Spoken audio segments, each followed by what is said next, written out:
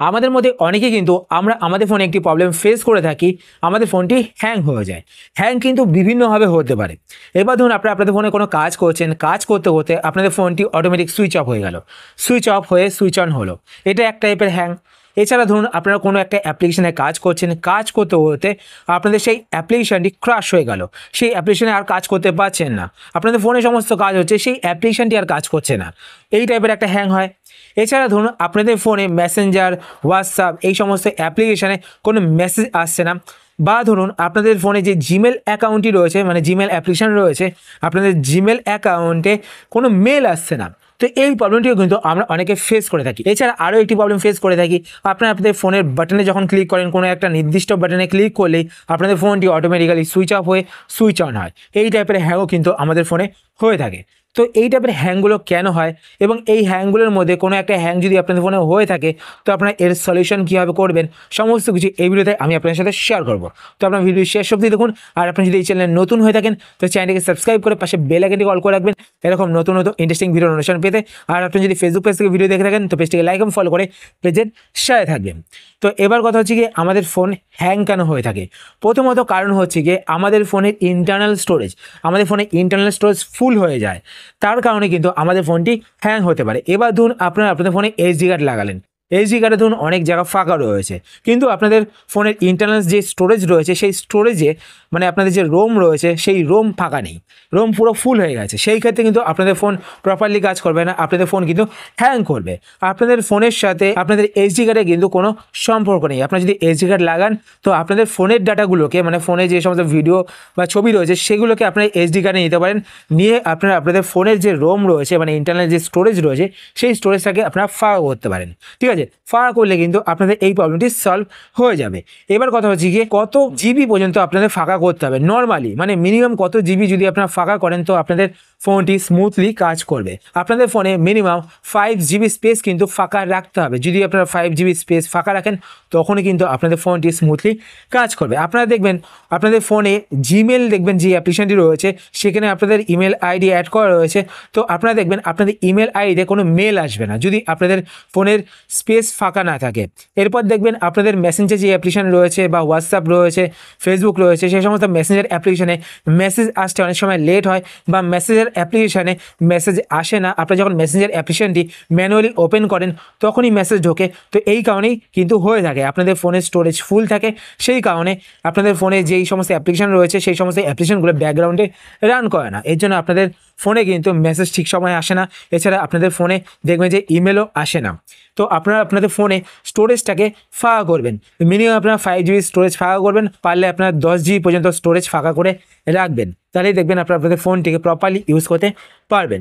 এরপর নেক্সট আপনারা কী করবেন, আপনাদের ফোন থেকে প্লে স্টোর অ্যাপ্লিকেশনটি ওপেন করবেন। প্লে স্টোর ওপেন করার পরে এবার আপনারা ওপরে এখানে ডান দিকে একটি গোলমতো অপশান দেখতে পাচ্ছেন, তো আপনার এই গোলমতো অপশানটিতে ক্লিক করবেন। গোলমতো অপশানটিতে ক্লিক করার পর এবার আপনার নিচের দিকে আসবেন, নিচের দিকে আসার পর এখানে একটি অপশান আপনারা দেখতে পাবেন সেটিংস, তো আপনার সেটিংস অপশানটিতে ক্লিক করবেন। সেটিংস অপশানটিতে ক্লিক করার পর একদম লাস্টে এখানে একটি অপশান দেখতে পাচ্ছেন অ্যাবাউট, তো আপনার অ্যাবাউট অপশানটিতে ক্লিক করবেন। অ্যাবাউট অপশানটিতে ক্লিক করার পর নিচের দিকে চলে আসবেন, নিচের দিকে আসার পর এখানে একটি অপশান আপনারা দেখতে পাবেন আপডেট প্লে স্টোর, তো প্রথমত আপডেট প্লে স্টোরে ক্লিক করে আপনারা আপনাদের প্লে স্টোর অ্যাপ্লিকেশনটিকে আপডেট করে নেবেন। তো আমার প্লে স্টোর অ্যাপ্লিকেশনটি আপডেট করা রয়েছে। তারপর আপনারা ব্যাক করবেন, ব্যাক করার পর আবার আপনার ওপরে এখানে গোলমতো অপশানটিতে ক্লিক করবেন। ক্লিক করার পর আপনার নিচের দিকে আসার পর সেটিংসে ক্লিক করবেন। সেটিংসে ক্লিক করার পর এবার আপনারা প্রথমে এখানে একটি অপশান দেখতে পাচ্ছেন জেনারেল, তো আপনারা জেনারেল অপশানটিতে ক্লিক করবেন। জেনারেল অপশানটিতে ক্লিক করার পর এবার আপনারা এখানে একটি অপশান দেখতে পাবেন নিচের দিকে আসার পর অটোমেটিক্যালি আর্কাইভ অ্যাপস, তো এই অপশানটি যদি আপনাদের অফ থাকে তো আপনারা এই অপশানটিকে অন করে দেবেন। এই অপশানটির কাজ কি, আপনারা যদি আপনাদের ফোন থেকে কোনো অ্যাপ্লিকেশান আনইনস্টল করে দেন সেই অ্যাপ্লিকেশানের ডাটা কিন্তু ব্যাকআপ হয়ে থাকবে, আপনার পরবর্তী সময় সেই অ্যাপ্লিকেশানটিকে আপনাদের ফোনে ইনস্টল করলে সেই ডাটা কিন্তু আপনারা আবার ফিরে পাবেন। তো এবার আপনারা কি করবেন, আপনাদের ফোনে যেই সমস্ত অ্যাপ্লিকেশানগুলো আপনারা ইউজ করেন না, অনেক কম ইউজ করেন, সেই সমস্ত অ্যাপ্লিকেশানগুলো আপনাদের ফোন থেকে আনইনস্টল করে দেবেন। তো আনইনস্টল করার আগে আমি আপনাদের আরও একটা জিনিস দেখিয়ে দিচ্ছি। ওপরে এখানে আপনারা প্লে স্টোর ওপেন করার পর গোলমতো অপশানটিতে ক্লিক করবেন। ক্লিক করার পর এখানে আপনারা নিচের দিকে আসার পর সেটিংসে ক্লিক করবেন। সেটিংসে ক্লিক করার পর এখানে একটি অপশান আপনারা দেখতে পাবেন নেটওয়ার্ক প্রেফারেন্সেস, তো আপনার নেটওয়ার্ক প্রেফারেন্সেস এই অপশানটিতে ক্লিক করবেন। এই অপশানটিতে ক্লিক করার পর এখানে একটি অপশান আপনারা দেখতে পাবেন অটো আপডেট অ্যাপস, তো আপনার অটো আপডেট অ্যাপস এই অপশানটিতে ক্লিক করবেন। ক্লিক করার পর এখানে আপনারা দেখতে পাবেন ডোন্ট অটো আপডেট অ্যাপস, তো আপনার এই অপশানটি সিলেক্ট করবেন। এই অপশানটি সিলেক্ট করলে কী হবে ফ্রেন্ডস, আপনাদের ফোনের অ্যাপগুলো অটোমেটিক্যালি আপডেট হবে না। এতে কী হবে, আপনাদের ফোন কিন্তু হ্যাং করবে না। এরপর আপনাদের মধ্যে অনেকেই আপনাদের ফোনে একটি প্রবলেম ফেস করে থাকেন, সেটা আপনাদের কিপ্যাড ফোন হোক বা অ্যান্ড্রয়েড ফোন মানে টাচ ফোন হোক, আপনাদের প্রত্যেকের ফোনে কিপ্যাড রয়েছে। আপনার পার্টিকুলার একটা কিতে যখন চাপ দেবেন, কিতে চাপ দিলে আপনাদের ফোনটি অটোমেটিক্যালি সুইচ অফ হয়ে যাবে, সুইচ অফ হয়ে আবার অটোমেটিক্যালি সুইচ অন হবে। তো এটাও কিন্তু হয়ে থাকে, কেননা এইটা হচ্ছে কি শর্ট হওয়ার কারণে হয়। আপনাদের ধরুন সেই কিপ্যাডটি শর্ট রয়েছে বা আপনাদের ফোনে যে মাদারবোর্ড রয়েছে, মাদারবোর্ডটি শর্ট হয়ে গেছে। তো সেই ক্ষেত্রে আপনাদের ফোনটিকে মেকানিকের কাছে নিয়ে যেতে হবে, মানে সার্ভিস সেন্টারে নিয়ে যেতে হবে। সার্ভিস সেন্টারে নিয়ে গেলে আপনাদের ফোনটিকে তারা রিপেয়ার করে দেবে। রিপেয়ার করার পরে কিন্তু আপনারা প্রপারলি আপনাদের ফোনটিকে ইউজ করতে হবে না, আপনাদের ফোনে আর এই প্রবলেমটি হবে না। আর একটা কথা বলবো, আপনারা কিন্তু সবসময় আপনাদের ফোনটিকে সার্ভিস সেন্টারে দেবেন, মানে হচ্ছে গিয়ে যে অফিসিয়াল সার্ভিস সেন্টার রয়েছে। যদি আপনারা স্যামসাংয়ের ফোন ব্যবহার করে থাকেন তো স্যামসাংয়ের সার্ভিস সেন্টারেই দেবেন। আপনি যদি নর্মালি কোনো দোকানে দিয়ে থাকেন তো নর্মালি দোকানে দিলে কিন্তু আপনাদের ফোনে পরবর্তী সময় আবার সেম প্রবলেমটি দেখা দেবে, কারণ সেখানে অরিজিনাল কোনো পার্টস আপনাদের লাগাবে না, ডুপ্লিকেট পার্টস লাগাবে।